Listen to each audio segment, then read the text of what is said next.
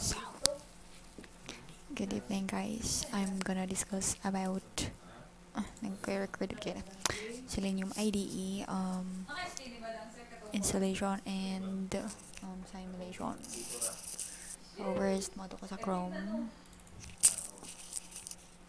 and then I'm gonna look for Selenium IDE Chrome extension.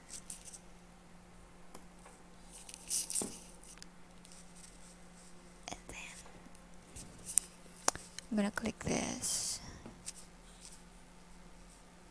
And then since na-add na ako siya earlier or before for testing and stuffs, muna na siya.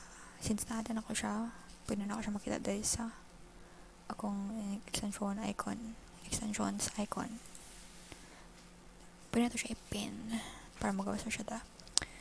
And then after na i-click din sila yung IDE, and then magawas ng iyang prompt. And then what I would do is I'm gonna record a new test in a new project, and then I'm gonna name this project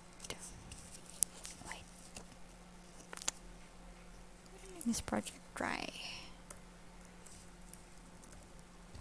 and then okay, and then I'm gonna look for a website na to test, which is gonna be Shopee.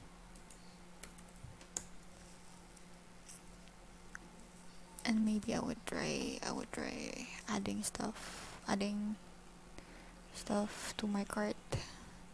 Just gonna choose an item to add. So siguro kani mini perpetual calendar. So since nanani URL ato na copy, and then put this to our tester. And then I'm just gonna close this first, this too, and then I'm gonna start recording. That means I'm gonna start testing the site, this link, this URL. So start recording, and here we are.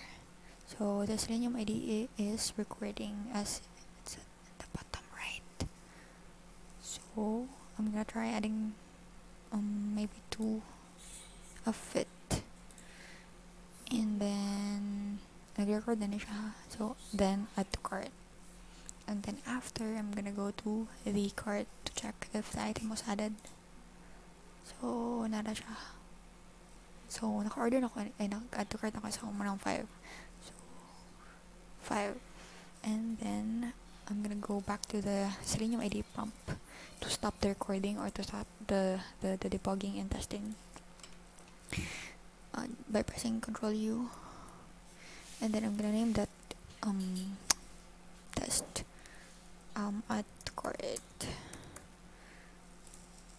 and then I'm just gonna close this, and then I'm gonna rerun the test or watch the test by clicking this run current test, and then here is okay, I'm not doing anything. So nagdaan na siya, and then iyang i-add, and then i-add siya sa cart, and then dali na siya, and then muna since nag-add mo siya og another 2, 7 na siya. And since dito naman tataman sa atong pag-simulate na dito naman taman ang iyang gibuhat. So what Selenium IDE did was actually it was debugging or testing the functionality of the URL I provided and the action I was doing na. So since wala may error kay the Shopee, so wala error din nabot ang, and the entire the purpose of IDE is actually testing the functionality of a website, no. So pwede rin ko magamit og my local dili ko kakuha og local host, and then di siya mo test og dili hypertext secured na site. So yeah, that's it.